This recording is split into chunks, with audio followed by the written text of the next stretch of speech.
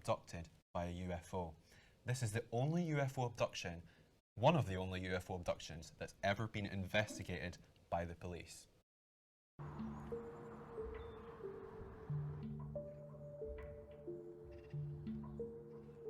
If someone says Livingston to you, you might think of the big shopping centre or the football team.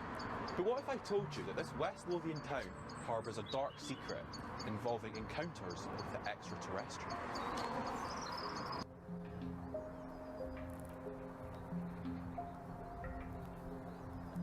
It was here in Decmont Law in Livingston that one of the UK's most famous UFO sightings and alleged abductions took place. Robert Taylor was out walking his dog in November 1979 when he says he saw a massive, at least 6 metre wide, flying dome, as he described it, in the forest.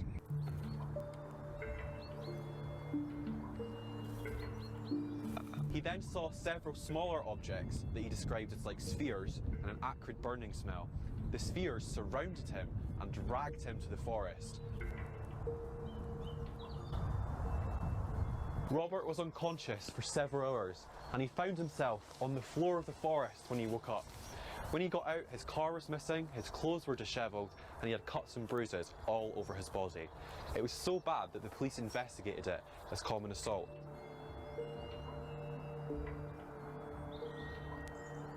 The case caused widespread interest and was investigated by everyone from the police to the Edinburgh UFO Society. To this day, no one really knows what happened, but one theory is that Mr. Taylor might have had a stroke or an epileptic fit and experienced hallucinations. But that doesn't explain why he woke up in the forest, doesn't explain his injuries or where his truck went.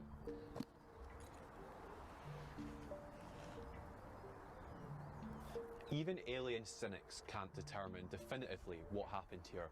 UFO skeptic Stuart Campbell visited the site and was struck by the strange markings he found on the ground near where Mr. Taylor went missing, and he wasn't able to fully explain how they might have got there. To this day, the case remains an obsession of alien enthusiasts. The case remains unsolved, and the mystery remains. It's absolutely fascinating. Now, keeping with the theme of the paranormal, we have in the studio with us Claire Kelly, a psychic who claims to be able to do readings. Now, Claire, where did you first realise that you were able to, that you had these abilities? I suppose when I was born, really. I was the strange kid. You know, I was brought up in a kind of strict Catholic family, but I had all these imaginary friends that people had to leave room at the table for. They couldn't sit. My mum had to hold hands with, you know, an imaginary person across the road. To me, they were there. And it just progressed from there. The older I got, I started getting really strong dreams, like prophetic dreams. And I became a bit of a celebrity on the school bus in the morning by basically telling my dream, and then it would come true exactly that during that day. So everyone in the morning, what did you dream? What did you dream, Claire? So it started like that, and then I started getting precognition about things happening. And then I actually went to university to become a teacher when my kids got a little bit older. And something just after the second year, something said, no, you have to do this full time. This is what you're meant to be doing, you know, so you can't avoid when you're being called to do something. And I decided to start my own company, and I've been doing it now since 2012. Oh, wow. And just quickly, you mentioned you know some stuff about aliens as well. Well, yeah, I found that interesting when I was listening to the earlier segment on the robotics, actually, because one interesting thing that I found out through my years of contact is that most of the aliens are robots, the biological robots. Oh my gosh. The physical beings won't come to this planet. They send basically conscious robots in to do the job for them. So your little greys that you see are nothing but a biological robot. Oh my gosh. Wow. So, would you be able to do us a quick reading now? absolutely, I can, yes. I've got my lovely muse cards with me today. Oh, nice. These are divine feminine cards. I'm excited but Is scared. it on yourself or? Sorry? Is it for no, yourself? For both Is of it us. possible to do like a general I could vibe do of a the both of general us? vibe of both of you, yeah. Yeah. Okay, certainly. So let's see what the cards say.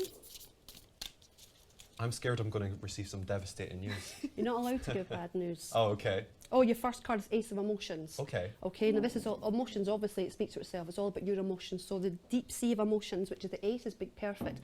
So one of you is really at a peak emotionally. So you could have just started a new relationship or about to take the plunge marriage-wise into a relationship. It's the beginning of a great venture in love, Yeah. these people. Oh.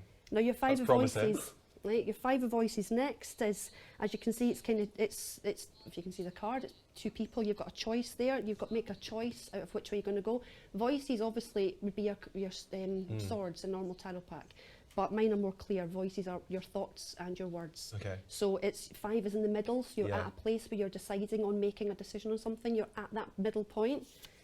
And the last card there, I'll just give 3 cards, is a 5. So all 5s again, 5 inspiration, which is looking at your options. So you've got a lot of love coming in, you've got a decision on who, and you've got a decision on... That actually speaks to me a lot.